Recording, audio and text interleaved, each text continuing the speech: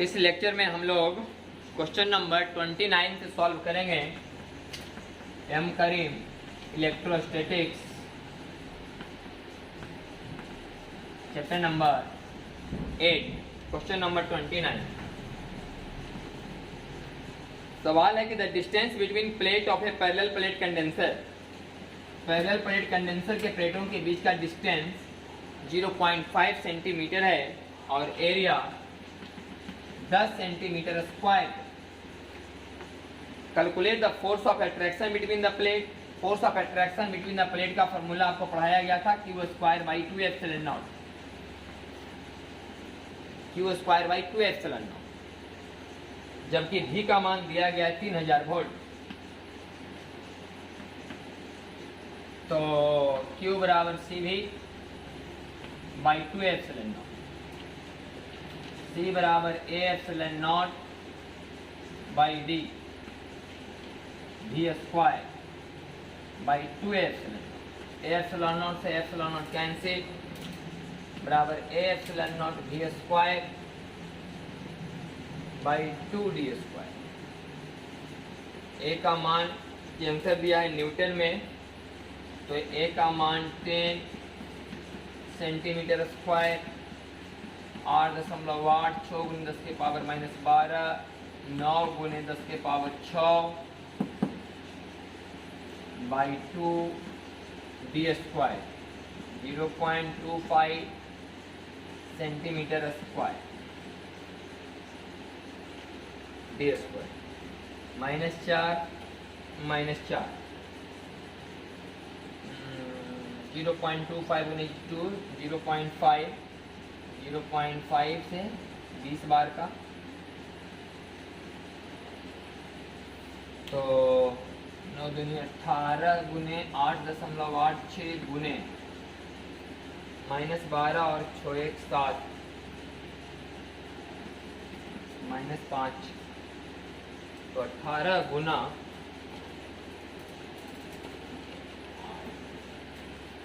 8.86।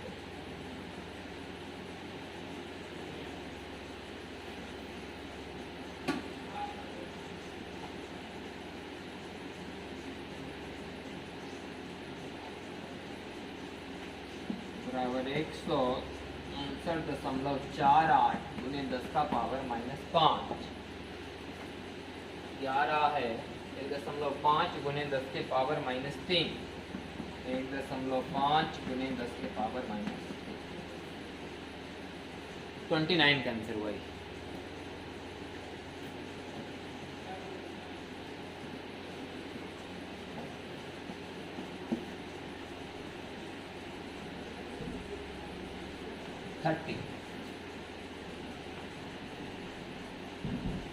Now the distance between the plate of a parallel plate condenser is 1 centimeter. Area 300 centimeter square. Potential difference 300 volt. Established across the plate. Calculate the work done in order to separate the plate through 2 centimeter. 2 centimetre उसको separate करने में कितना burden करना पड़ेगा। पहले तो force का formula होता है Q square by 2 epsilon not. दो पैरेलल प्लेटों के बीच जो फोर्स काम कर रहा है, दो पैरेलल प्लेटों के बीच जो फोर्स काम कर रहा है, फोर्स ऑफ अट्रैक्शन, उसका ही फॉर्मूला है। इसको थोड़ा और तोड़ें तो C square V square by 2 epsilon naught, C को तोड़ें तो A epsilon naught by D और V square by 2 epsilon. A epsilon naught cancel, तो A epsilon naught V square by 2 D square, A epsilon naught V square by 2 D square. A force दो parallel प्लेटों के बीच लगने वाला attraction force का formula होगा। तो 2d स्क्वायर, तो कहा जा रहा है क्या कि calculate the work done in order to separate the plates through 2 centimetre. अभी प्लेट के बीच की दूरी 1 सेंटीमीटर, और इसको खींचे करना है 2 सेंटीमीटर पर, तब बताओ इस समय कितना फोर्स, कितना बर्डन करना पड़ा। आप ही समझिए कि यहाँ डी स्क्वायर लिखा हुआ है, मतलब फोर्स डिपेंड कर रहा है डी के स्क्वायर पर। मैंने जैसे जैसे दो प्लेटों के बीच की दूरी बढ़ाई जाएगी, जैसे जैसे दो प्लेटों के बीच की दूरी बढ़ाई जाएगी, एरिया नहीं चेंज होने वाला, परमिटिविटी नहीं चेंज होने वाला, उसको 300 वोल्ट से जोड़ा गया है, तो जोड़ के रखा गया ये। हाँ, तो डी स्क्वायर हो गया, तो फोर्स तो वेरिएबल हो गया। तो फोर्स अगर वेरिएबल है तो बर्डन बराबर A epsilon not D square by 2d square. मैंने प्लेटों के बीच की दूरी अगर डी के जगह एक्स मान हो तो लिखना पड़ेगा x square I D x, ये हो गया बर्डन का इंटीग्रेशन 1 सेंटीमीटर से 2 सेंटीमीटर तक, मतलब कि 1 सेंटीमीटर से लेके 2 सेंटीमीटर। तो 1/x स्क्वायर का integration minus 1/x, 1/x square का इंटीग्रेशन माइनस 1/x, 1/x का डिफ्रेंशिएशन माइनस 1/x स्क्वायर। तो 1/x स्क्वायर का इंटीग्रेशन माइनस 1/x, माइनस तो बात का बात है क्योंकि फोर्स अट्रैक्शन है तो फोर्स नेगेटिव हो सकता है, फिर माइनस माइनस प्लस, तो यह आ जाएगा A epsilon naught V square by 2 1/x square का इंटीग्रेशन 1/x, 1 सेंटीमीटर से लेकर के 2 सेंटीमीटर। अब इसको सॉल्व कर लेते हैं। तो एरिया का जहाँ तक बात है 300 सेंटीमीटर स्क्वायर है, 300 गुने 10 के पावर माइनस 4, एप्सिलॉन नॉट 8.86 गुने 10 के पावर माइनस 12, भी स्क्वायर का मतलब 300 का स्क्वायर, 9 गुने 10 के पावर 4 बाई 2, यहाँ 1/2 centimetre minus 1/1 centimetre.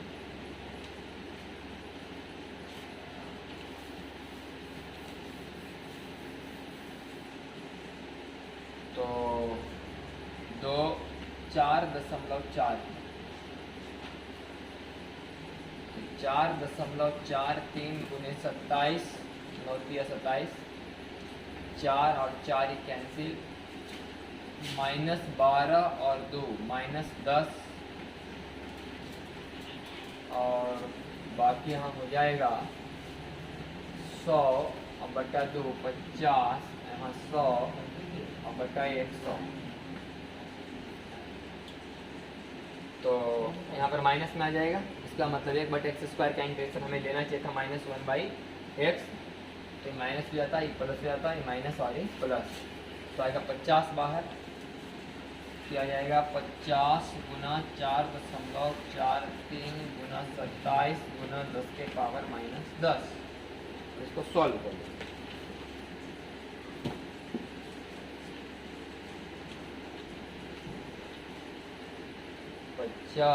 Guna 4.43 Guna 27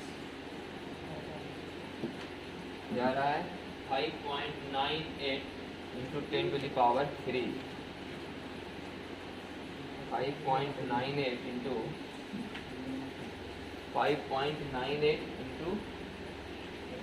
10 to the power 3,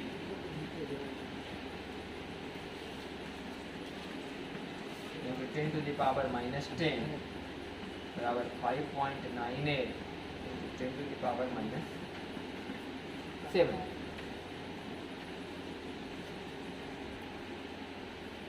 यही आपका आंसर आएगा, सही आंसर यही है। इसको आप दूसरे ढंग से भी बना सकते हैं, एक तरीका सॉल्व बना के दिखाते हैं, सेम टू सेम आंसर आपका आएगा।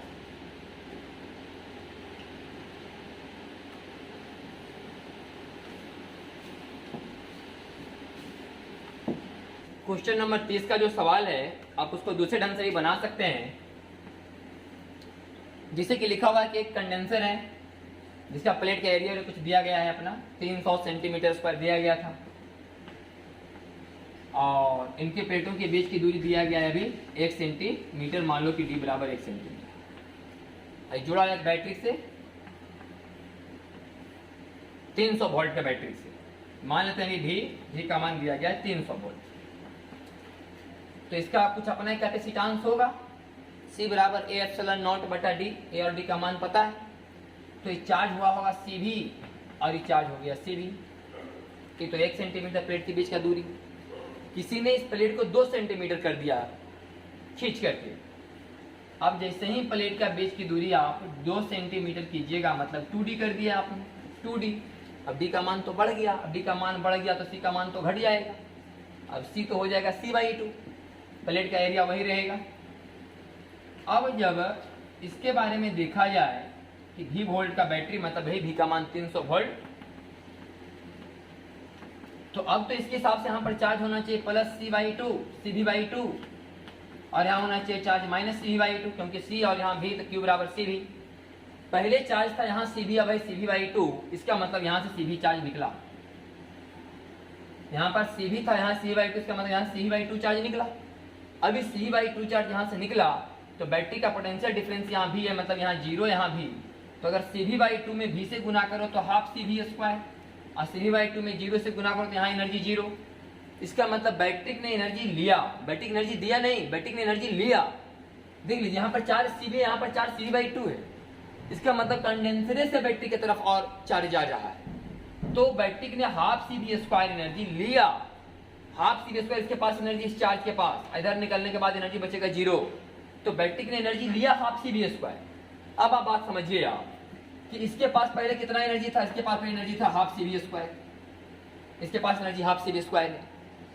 अब हाफ CV² एनर्जी इसके पास है, अब हाफ CV² बैटरी के ले लिया, फिर भी इसके पास अगर अभी एनर्जी देखा जाए तो इसके पास एनर्जी बचा हुआ है हाफ C की जगह C/2, अभी का स्क्वायर मतलब 1/4 CV²। तो 1/4 CV² एनर्जी इसके पास कहां से आ गया, इसके पास एनर्जी हाफ CV² है, जिसमें से हाफ CV² बैटरी के ले लिया, फिर भी बचा हुआ हाफ CV², आपका 1/4 CV²। एनर्जी कहां से आया 1/4 CV²?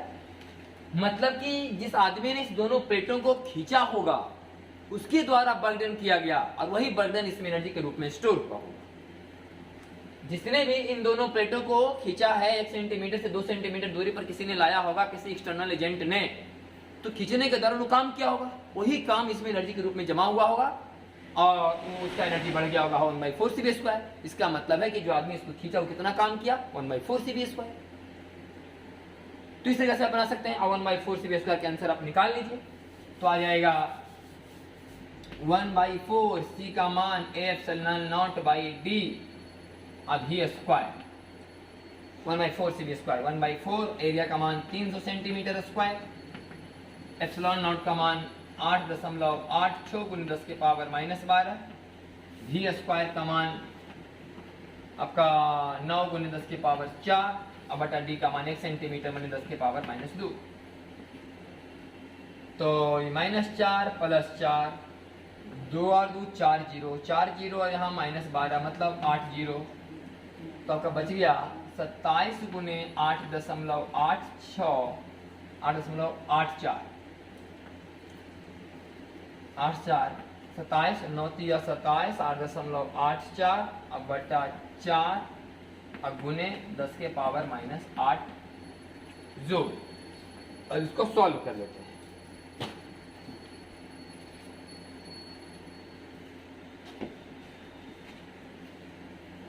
तो ये आपका आ जाएगा 27 गुना 8.84 बटा 4 जाएगा 5.967 × 10⁻1 × 10⁻8। जो पिछला बार आंसर आया था वही आ रहा है 5.96 × 10⁻7। तो सेम आंसर आया दोनों तरीका से। कि क्वेश्चन नंबर आपका 30 का आंसर हुआ। क्वेश्चन नंबर 31 देखिए,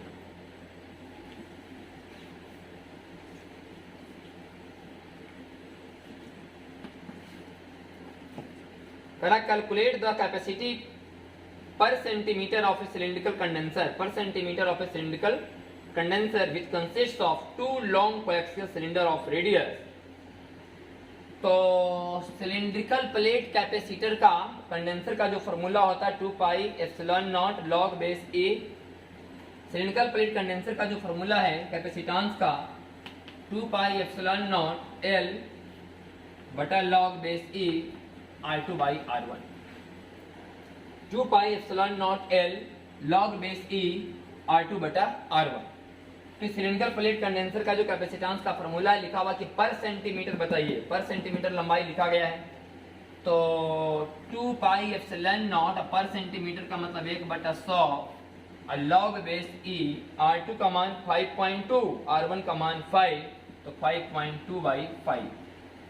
तो 4 पाई एप्सिलॉन नॉट का मान हो जाता है 1/9 गुने 10 के पावर 9। तो 2 पाई एप्सिलॉन नॉट का हो जाएगा 1/18 गुने 10 के पावर 9। दूसरे भागा दे दी। तो 2 पाई एप्सिलॉन का मान हो गया 1/18 गुना 10 के पावर 9 और गुना 100 गुना 1/100 और नीचे में लॉग 5.2/5 का मान आ रहा 0.0170। बताया गया कि लॉग बेस 10 का मान 0.0170 है। तो हमें चाहिए लॉग बेस ई का मान। तो लॉग बेस ई का मान निकालने के लिए 2.303 से गुना करना पड़ेगा। तो 2.303 और गुना हो जाएगा 0.0170। इसको आप सॉल्व कीजिएगा तो आपका आंसर आएगा 1.419 गुने 10 के पावर -11 फैराड।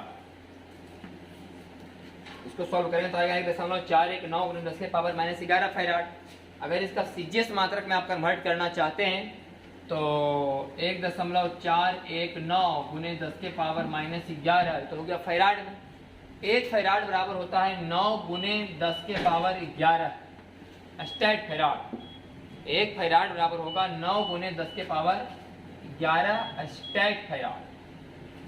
तो इस तरह से आप कीजिएगा तो जो आंसर आएगा आपका आएगा 1.419 गुने 9, 1.419 और गुना 9 करके आएगा। और आपका आंसर में लिखा हुआ है कुछ 5.33। तो 1.419 गुने 5 करके देख लेते हैं।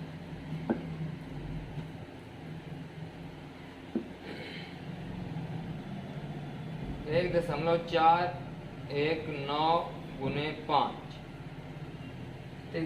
गुने 9 1.419 गुने 9 क्या आएगा 12.771। कहना चाहिए 12.771 करके कुछ स्टैट फैराड। तो उसमें थोड़ा सा आंसर गलत दिया गया, उसमें ESU दिया गया। ESU तो फैराड मतलब कैपेसिटेंस का मात्रक होता नहीं, ESU तो चार्ज का मात्रक है। ESU तो क्या है, चार्ज का मात्रक है, कैपेसिटेंस का मात्रक थोड़े ना है। तो इस तरह से अगर फैराड में लिखना चाहते हैं तो यही फैराड में आंसर आएगा आपका। और अगर आप स्टैट फैराड में लिखना चाहते हैं तो इसमें गुना कर लीजिएगा 9 गुने 10 के पावर 11। आप याद रखिएगा कि 1 फैराड बराबर होगा 9 गुने 10 के पावर 11 स्टैट फैराड।